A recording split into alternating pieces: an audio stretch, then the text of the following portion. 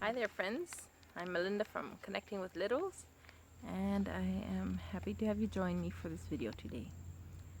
I live in Costa Rica, so my background is coffee plants for this particular video. I came on a walk with my children, and then I decided, well, this would be a good place for me to take the time to share something with you all. So I hope that this is something, if you're looking for information about quiet time for your children, hopefully you'll find it here, the information you need. So, what is quiet time? Or why would we have quiet time?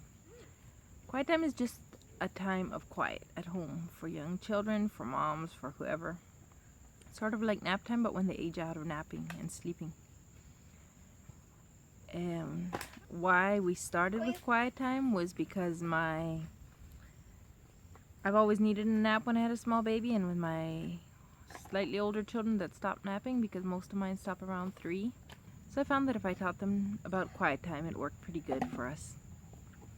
There's different benefits I found to quiet time. Among them being, of course, the usual resting and recharging. I always like to have a time of rest, or if I don't need to nap, then a little recharge at least. Just a break from the ordinary work and everything that we as moms have to do.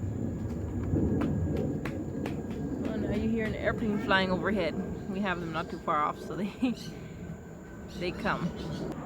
Quiet time also helps as getting a break from each other. From if there's a bunch of little children in the house, or mom with a bunch of little children, sometimes we just get a bit tired of being around each other all the time. We don't have much to get away, so the quiet time is a way to get a break and to recharge. I also like quiet time because it teaches children to play independently, all by themselves, which children in families with several young ones, like I have 4 young children, 7 and under, they just don't learn what it is really to play by themselves because they're always around their siblings. And so quiet time is one way of enforcing that at our place. I know some families do plan their own individual playtime, but that's not me. Or I don't know how to do it aside from quiet time. So how do we go about planning a quiet time?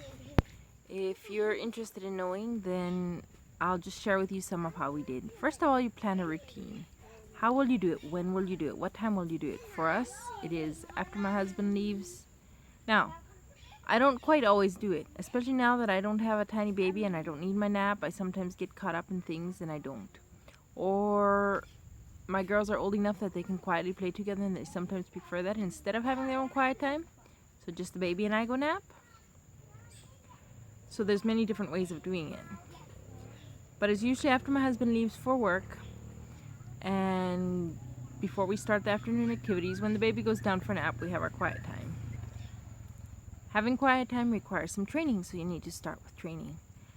For each of mine, when they get to about 3 and stop napping, I have to go about this time of training, of teaching them to stay in their beds quietly, by themselves, for a certain amount of time. And one of the best tips for doing that is to start small. Start with 5 or 10 minutes. You tell your child to stay in bed, you're there watching them. Of course, you might not get any rest or break for a few days, but once you have them trained, it's sure worth it. And then you have them, for 5 to 10 minutes, then you let them get up, and you slowly lengthen that time till it gets to half an hour or 1 hour or whatever time you want. For me, usually half an hour, 45 minutes is good in our situation, but families do it differently. Some did even 1.5 hours. One thing that helps if you have pretty young children like I do is to have a visual timer or visual alarm clock. Now, like with my oldest one, I didn't want her waking up the baby, but I wanted her to know when she could get up without me having to get up and tell her. I had a light up alarm clock that once the time came, I had the sound off and it would just light up and she would know then she could get up. That was really helpful for a while. I will include a link below to a place where I have some of these, a shop page on my website where I have some of these clocks or timers linked with lights or visuals in case you're interested in getting one for you or your children. Once they're older, like by now, I can just tell my girls when the clock points to the number 8 or to the number 5 or whatever. They understand the wall clocks. Then they can get up then. Another really helpful thing is to have each of your children in their own quiet place so that they don't talk with each other.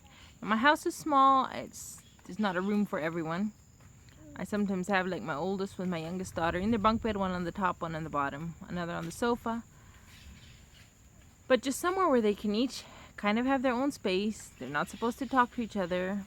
That's part of the training, that they don't talk to each other. And it works out pretty good if I am consistent.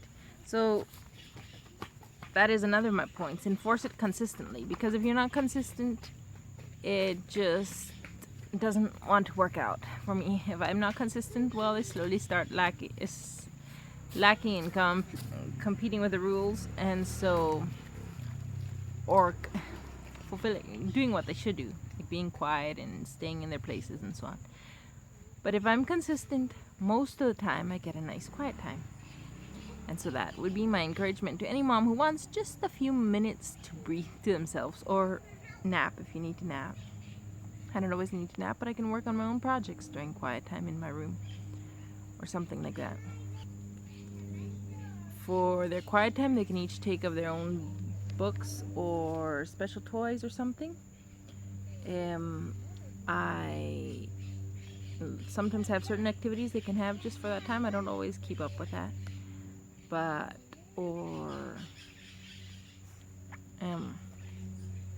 like certain crafts. Once they're older, I imagine they'll probably read books, something that they can do enjoyable by them, that is enjoyable, but by themselves for a while. So if you have any questions about it, or anything else you'd want to know, or you have a certain way of doing it, certain tips, then be sure to share it in the comments. How do you do quiet time at your place? How do you get your own little time sometime during the day as a mom? It'll look different for different families. Some families might have their children do, if they choose to have some screen time during that time. Others might choose to have audiobooks or the audio Bible playing during that time, maybe with earphones or for everyone to hear. But it's just a time to rest, to recharge, to take a break, to play independently. And maybe you would like to do it too. It was a lifesaver for me, especially when my children were younger. Like I said, now I don't always need it so desperately, but I sure like it still. But when they were all younger, it was basically the only way I kept myself, I don't know. It was just a lifesaver, the break that I needed. Well, I should probably close up this video. It's starting to drip a bit, rain a bit. We should probably get home before it gets raining too hard on us.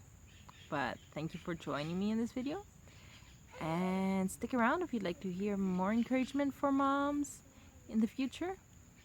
And we'll see you in the next video.